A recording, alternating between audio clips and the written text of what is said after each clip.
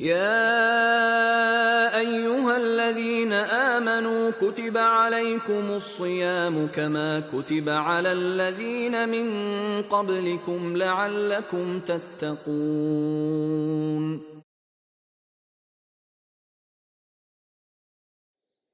السلام عليكم ورحمة الله وبركاته إن الحمد لله نحمده ونستعينه ونستغفره ونؤمن به ونتوكل عليه ونعوذ بالله من شرور أنفسنا ومن سيئات أعمالنا من يهده الله فلا مضل له ومن يضلل فلا هادي له وأشهد أن لا إله إلا الله وأشهد أن محمدا عبده ورسوله أما بعد قال الله تعالى في كلامه المجيد أعوذ بالله من الشيطان الرجيم يا أيها الذين آمنوا كتب عليكم الصيام كما كتب على الذين من قبلكم لعلكم تتقون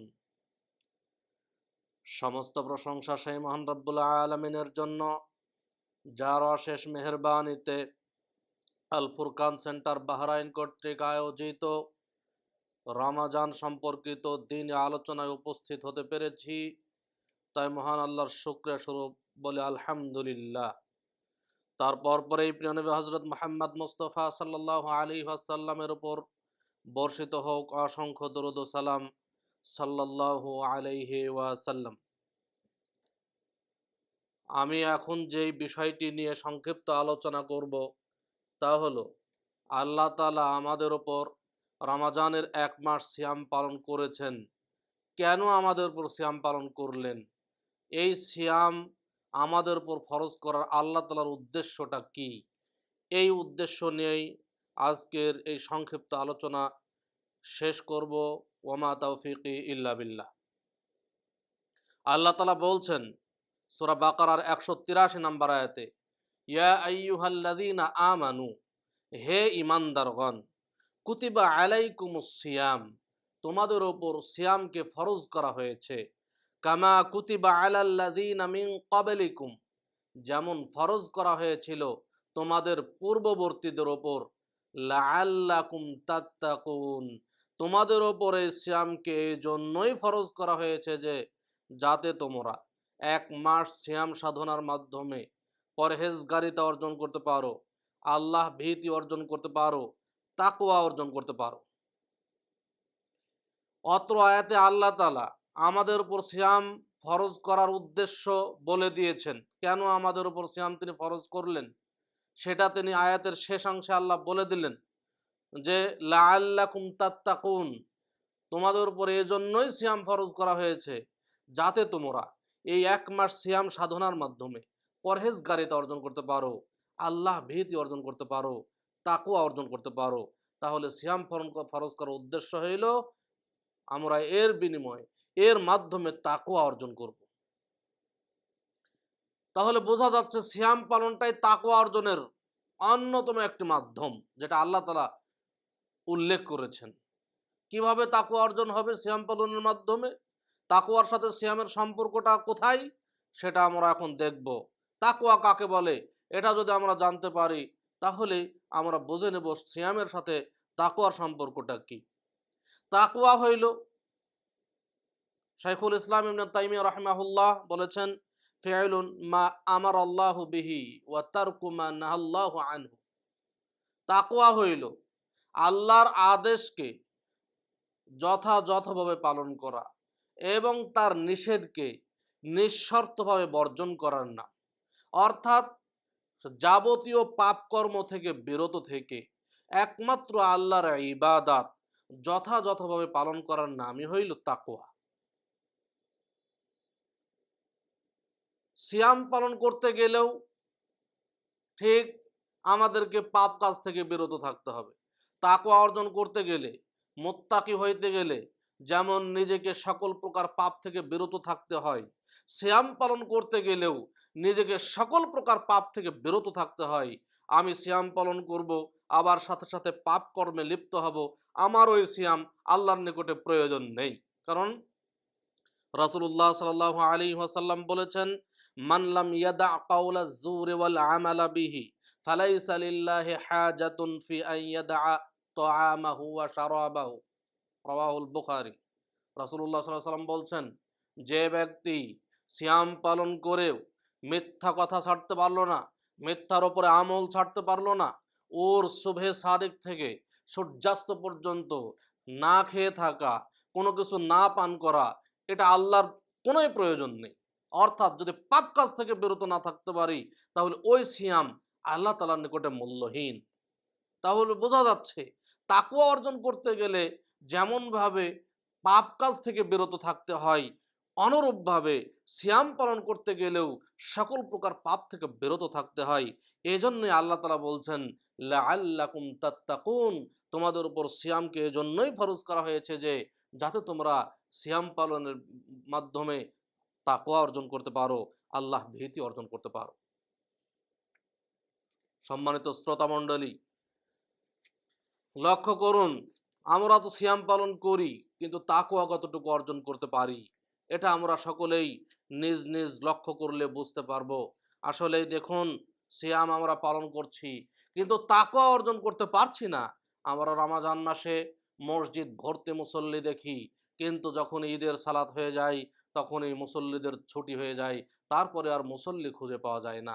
এর নাম তাকওয়া নয়। তাকওয়া অর্জন করতে গেলে যেমনভাবে সিয়াম পালন করতে হবে, তেমনভাবে সালাত আদায় করতে হবে। যদি আমি সালাতে আদায় না করি, কিভাবে আমি তাকওয়া অর্জন করলাম? আমি রমাজানের একটি মাস সালাত আদায় করলাম, সিয়াম পালন করলাম, বাকি 11টা মাস সালাত আদায় করলাম না, এর নাম তাকওয়া নয়। রাসূলুল্লাহ সাল্লাল্লাহু আলাইহি ওয়াসাল্লাম বলেছেন, বাইনাল আবদি ওয়া বাইনাল কুফরি তারকুস সালাহ, আল্লাহর বান্দা এবং কুফরির মধ্যে পার্থক্য হইল সালাত। যে সালাত আদায় করবে সে ব্যক্তি মুসলিম, যে সালাত আদায় করবে না সে ব্যক্তি কাফের। রাসূলুল্লাহ সাল্লাল্লাহু আলাইহি ওয়াসাল্লাম বলেন, আউয়ালু মা ইউহাসাবুল আবদু ইয়াউমাল কিয়ামাতি মিন আমালিহি সালাতুহু, আদম সন্তানের প্রথম হিসাব হবে কিয়ামতের দিন তার সালাত সম্পর্কে। তার যত আমল রয়েছে তার মধ্যে প্রথম হিসাব নেওয়া হবে সালাতের। ফাইদা ফাইন সলুহাত সলুহা ফাইন সলুহাত ফাকাদ আফলাহা ওয়া আনজাহা। রাসূলুল্লাহ সাল্লাল্লাহু আলাইহি ওয়াসাল্লাম বলছেন, যদি তার দুনিয়াতে সালাত ঠিক থাকে, এখানে সলুহাত বলা হয়েছে, শুধু সালাত ঠিক থাকতে হবে, শুধু সালাত আদায় করলেই হবে না, সালাতটি কবুলযোগ্য হইতে হবে।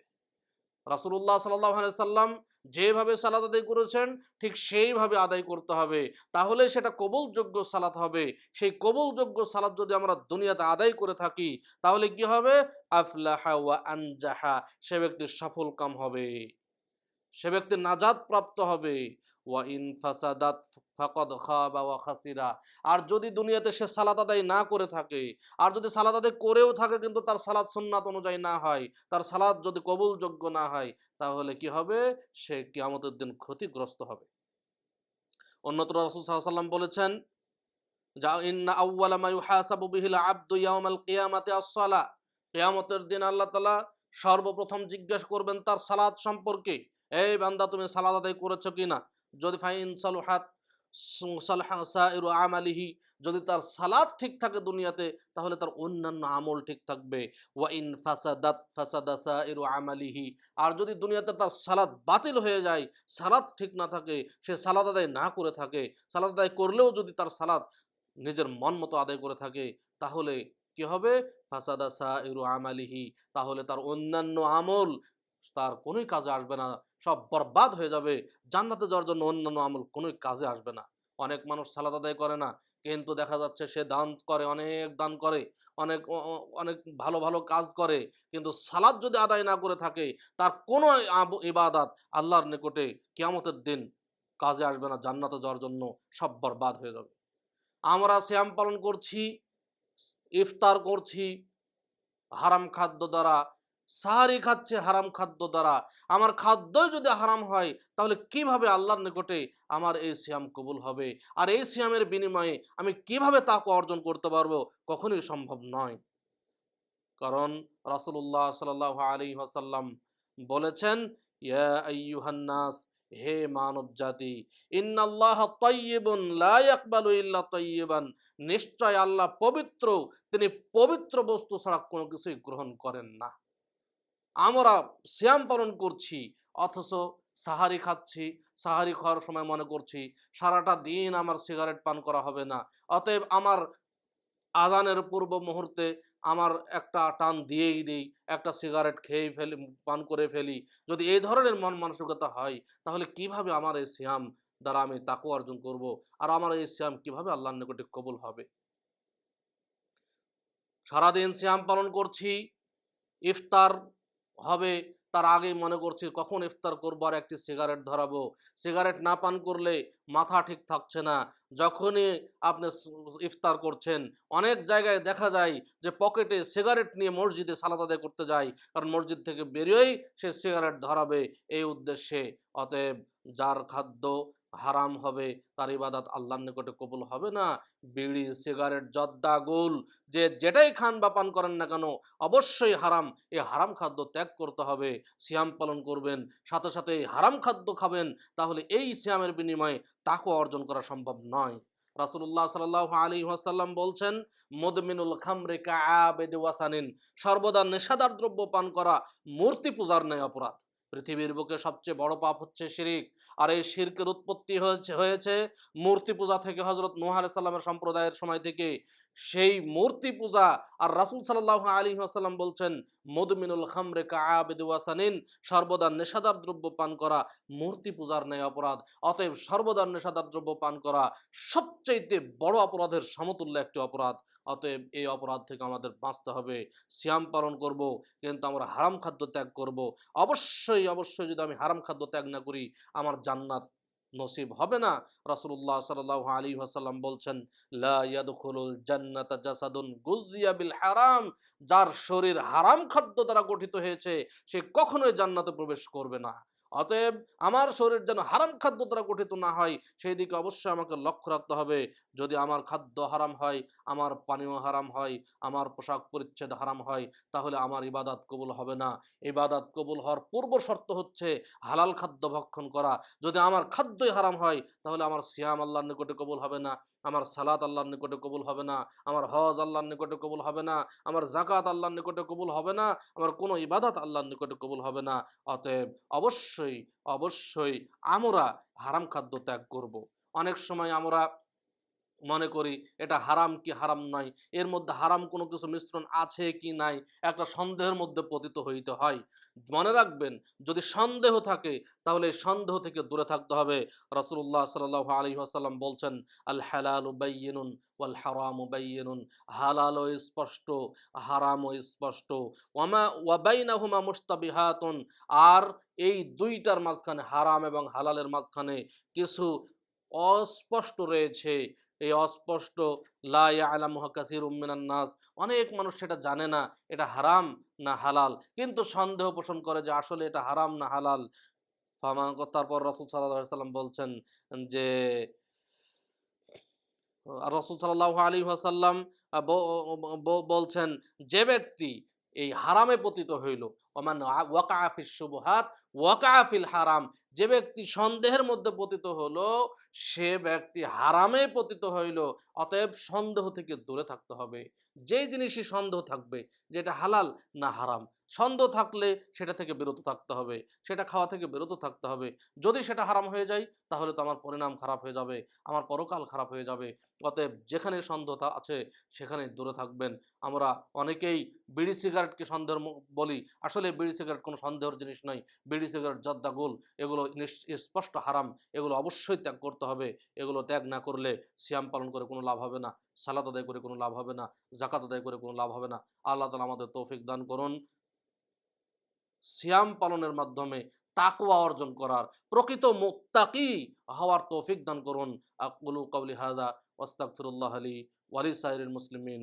আসসালামু আলাইকুম ওয়া রাহমাতুল্লাহি ওয়া বারাকাতুহু।